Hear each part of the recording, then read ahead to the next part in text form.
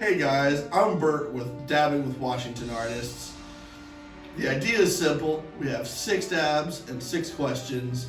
So sit back, light your torches as we sit down and interview the artists that make Washington, Washington. Hi, I'm Amanda Rogers and I am founder of Canna Moms Are Good Moms Too. You can find us online on Facebook and Instagram at Canna Moms Are Good Moms Too, or at our website at cmagmt.org.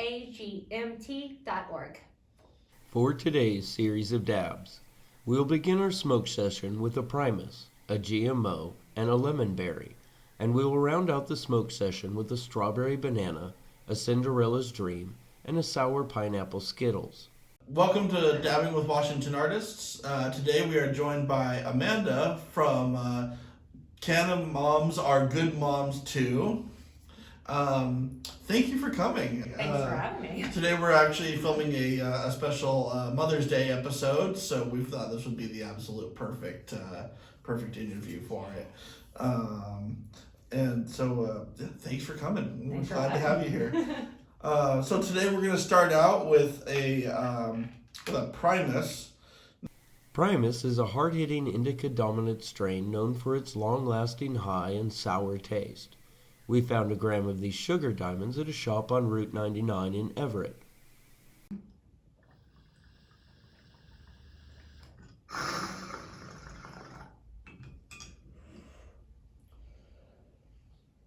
If you feel like you want to take like a second go at any of those, feel free. Feel absolutely free. Some people will do that small one, the first one, and then they'll go, "Oh no, I need another one." Actually feel the smoke. That was better. How's that taste? I like that. All right, so we've adjusted our first couple of questions a little bit just because it's slightly different today. But what role do you see cannabis playing in modern parenting?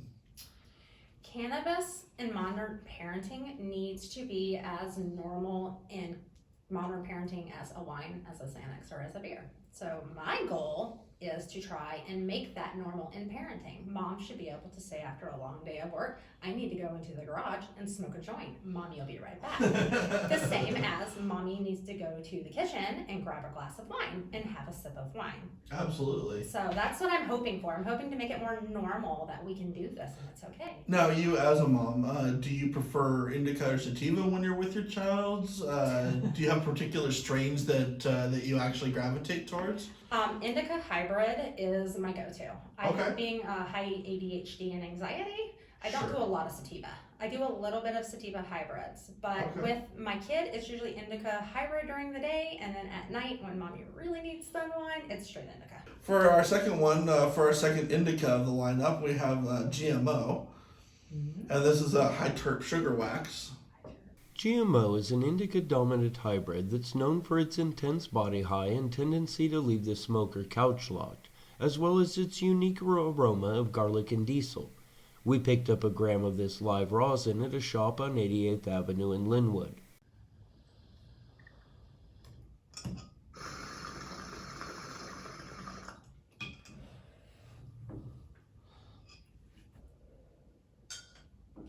That's not bad. That one has a really nice aftertaste. It's like got some kind of second kick to it. A little bit, yeah. All right. So how has living in a legal state like Washington influenced your ability to work and parent? In cannabis? Well, actually, it was the opposite. That's what made me get into cannabis, because even in Washington State, we still have a stigma, even in a legal state. But still being in a legal state, I'm able to speak out a little bit more. I'm able to, wear stuff like this out in public a little bit more to be a little bit more presentable. Mm-hmm. Like, you still get the side eyes, but you don't get as many. I also get a couple of nods too, right? So being from an illegal state and now living in a legal state, I can just do so much more out here and speaking on it and having more people actually listen versus living in an illegal state. They're just going to automatically shut you down. Absolutely. Where are you from originally? South Carolina. Okay. All right. Yeah, right on. How long have you been here in Washington? Since 2004. Okay, so you've been here for a good while. And I will not go back. I have a hard time imagining living anywhere else. Yeah, I my can't. state. Like, sometimes Northern California sounds nice, but it's like, but do I really want to leave? Yeah. Sometimes, like, mine's Oregon. I'm like, oh, I really like Oregon, but I really like Washington too. Right. Better. Exactly. So just being able to speak out more. Being in a legal state, I can speak out more on this. And what was it like in South Carolina? I mean, like for somebody like me who's never been there. It is bad. It is the devil's lettuce. You're going straight to hell. It is just one of those things that you are shunned. Like there's some families, they will shun you from their family if they know that you do cannabis. So it's like a very religious. It's very, very, very, Yeah. very. Which is so weird because it literally says nothing about it in the Bible. They've actually found traces of it in the Bible. Really? We're doing studies on it in group. Oh, really? I'm curious about. I now want to see what it says. In the Garden of Eve, there was a plant. That would. I'm not joking. I'm not kidding you. We're doing studies on it. Oh man, Adam and Eve messed up. Right? For our third dab here, we've got a lemonberry terpdo, and this is I think one of my favorites. Lemonberry. You had me at lemonberry. Lemonberry is a well-balanced hybrid that is known for its sweet aroma of lemon and berries and cerebral high. We scored a gram of this terpdo at a shop in Marysville.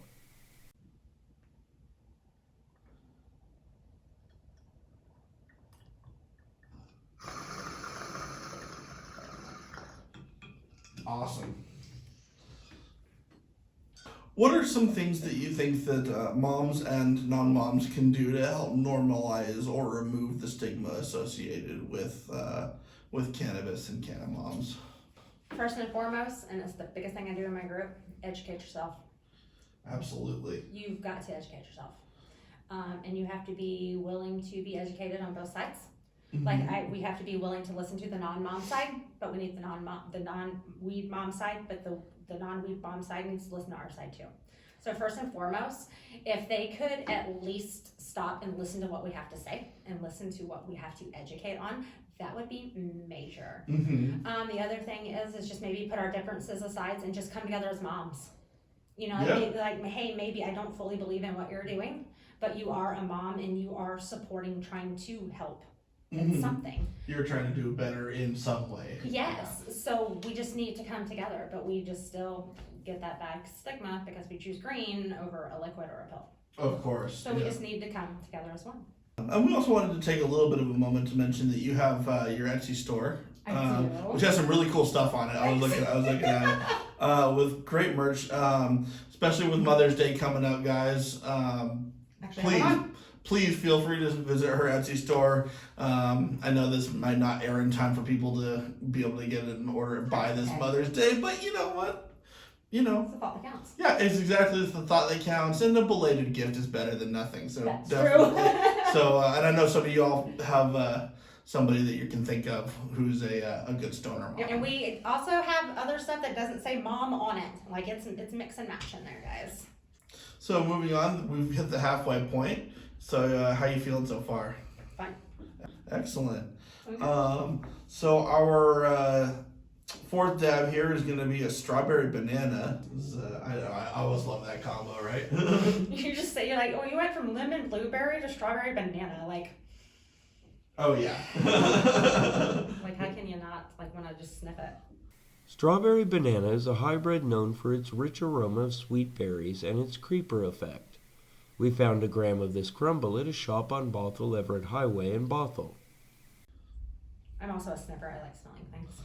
When Yeah. it comes to weed, I love smelling different Oh things. my! You know, I mean, there was nothing like when your guy would show up, you know, and say, "Check out this bag" and all that, and then the first thing you do is open it and just stick half your face in it, you know? And inhale. And just breathe it in. That was how you really knew if it was going to be good or not. Yes. Or sometimes you didn't even have to stick it in. You just barely opened it, and you're like, oh, this is gonna be real good when I do stick my nose in. So for our number 4 here, a common trope in the wine mom culture is the idea of drinking to deal with the kids. Mm-hmm. While a lot of Canna moms will say it helps them be the parent they want to be. Yes. Do you think that there is a predisposition in parents to want to be better parents, and do you think predisposition to want to be better parents, and do you think that those with the predisposition are more likely to gravitate towards cannabis use? Yes and no. So it's one of the things because it's the illegal part of it, and because it is just still so illegal, just so many places, people don't even want to even try and see if we can come together on it. I mean, you do have some that do. You even have some people making wine with CBD in it now to actually start converting people over. So yes and no. I still think no now because it's still too early in the ball game for us as moms. I feel that. Yeah, we're just still getting on the berg of this because it's. Don't take this wrong. Men have been primarily dominating the cannabis scene. Like it's a lot of it is like the males that are running it. I mean, you got some of the females that come in, but now you have this other set of females that are now coming in that are doing the CBD and the THC, and we're screaming it a little bit different because we're screaming it from a mom's perspective, not a business perspective. Sure. But we're still just two tip of the iceberg to really, like, I want us to come together and I try, but it's just still too new for us. You know, and I always love those videos too, especially like you mentioned using them as CBD as a more of a medicine and stuff like that, especially for your kids have Tourette's or if they My have. kids on CBD daily. Yeah, and just watching some of those videos where it takes seconds for it to start kicking in, it's just amazing. And there's still parents, even when I have moms in my group that have children that use THC because, you know, they needed that higher above CBD with videos, like just evidence and just so much evidence. And we just still get a stigma, even from the ones that are popping Xanax or, you know, drinking wine every night, you know what I mean? Right, exactly. Even with this evidence, it's still just too new. But it is amazing what this can do for a kid. My kid's got ADHD. He gets a half a CBD gummy once a day. And he asks me for them because they mellow him out perfectly, better than any ADHD medicine ever has. There's always something I've been interested in is pregnant mothers and cannabinoid systems. Like eating edibles and stuff like that. And if there was a way to safely test those go to my Facebook page. I have charts. I would love to see that actually. Yeah. And breastfeeding. Yeah. We have enough breastfeeding and pregnancy. It shows if you have a strong cannabinoid system, you're going to have a strong immune system. Correct. You're going to have a healthier body. And let me tell you a little secret. Our boobs already naturally produce it. It already comes in naturally without any CBD or without any cannabis plant. Exactly. Our body produces it. So, but I do have charts for you if you want to see them. I will definitely check them out. I've got charts for you. For our fifth dab, we have, this is a Cinderellas Dream. Cinderellas Dream is a sativa-dominant hybrid known for its cerebral high and kick of energy. We picked up a gram of these saucy diamonds at a shop on Center Ave in Tacoma. Oh, that smells nice. I like that. For most of the history of the drug war, there were little to no ways to effectively combat the stereotype stoner being presented in media. But with the rise of social media, it's become easier to present a counter narrative. What role do you see for social media in the normalization of cannabis and moms moving forward? Huge. How I got most of my followers is actually TikTok. And, I believe it. And TikTok is just videos of me explaining and just saying my education or my story. And then I take that and I bring it over to Facebook, that same TikTok, and then I put it on Cannabis. So you can just take all of this social media and take these videos and you can reach more people now. You can speak out more. Totally. That's kind of what we're discovering as well. Yeah, so that's why I'm on all of these. I'm on 6 different platforms. And it's because there is so many different ways to reach people now. Like, I love it. Like, I feel like it's just going to get better. And how do you feel... How do you feel at the moment that it's that's going for the perception of what the stoner is? Because I mean, you know what we're talking about. They used to refer to us as dumb, stupid, slow, lazy. But I mean, like, who came up with this thing? for $30. You know, Like the whole setups and Yeah. edibles, sugar. I put sugar in my coffee.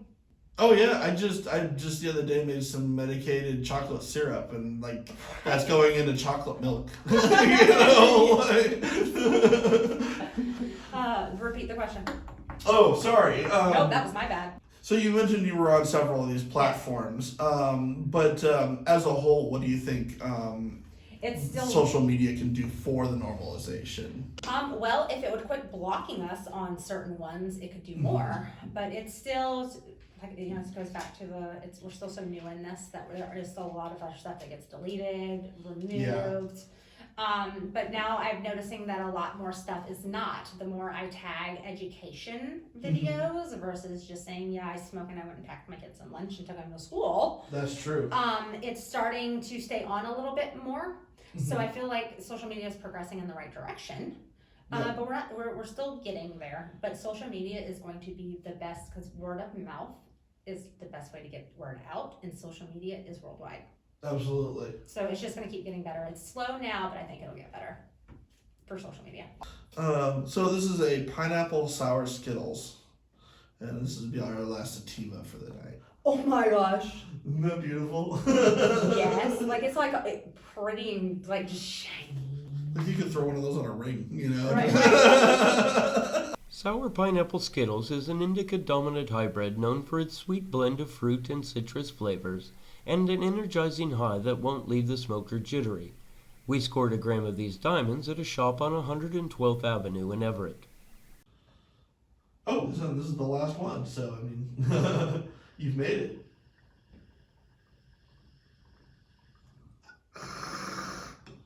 My husband's been smoking since he was 13, and then I started smoking heavily, and he asked how I could keep up. Some people it's just meant for it. Well, and it's because I'm medicating. A lot of it is it's really just targeting a lot of the mental stuff that I have going on in my head. Absolutely. So that's taking some of the high away. Is helping me. This one, we wanted to give a little bit of history into some of this for our audience on this one. So bear with me. This one's kind of a little bit of a long one. Absolutely. So since the late 1800s, drug manufacturers have been hunting for a new anti-anxiety drug that was also preferably non-addictive, in which they started with opiates, which predictably had disastrous results. Then they moved on to barbiturates, which were too addictive. And then antipsychotic drugs known as plenothiazines.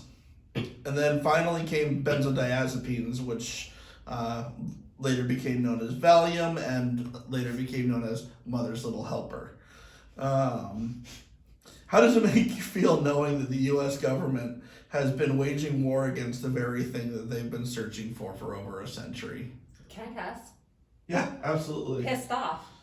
As it should. Mad because it's all about money for them. It's not about health. Mm-hmm. It is not about what can help one person or the other. It's about what can make them money. Mm-hmm. And it's just selfish. They're assholes and they piss me off. Absolutely. And we're trying, we're going to keep trying to change it, but until we can really stand out or find a market for them to make money, it's a long road. You know what though? We're winning. Like fucking New York just fell. Like New York winning is huge. That's huge. It's and so now it's just like Texas and Florida are kind of the two last holdouts, really. Yeah. And even Texas is already starting to talk about it. Oh, but if we could get Texas. Oh man. Just completely disrupt the Bible Belt. It really like would. Texas. It would explode it. It would just blow it up. But that's just how I feel about it. It pisses me off because they're not really listening to the medical health side of it, and that's what I'm here to do, is to show the medical health side of it. Absolutely. I'm going against them. And how do you feel states that have been legalized so far are doing as far as accessibility to? Completely honest, rough, and it's still crap. They have states that turn green for rec.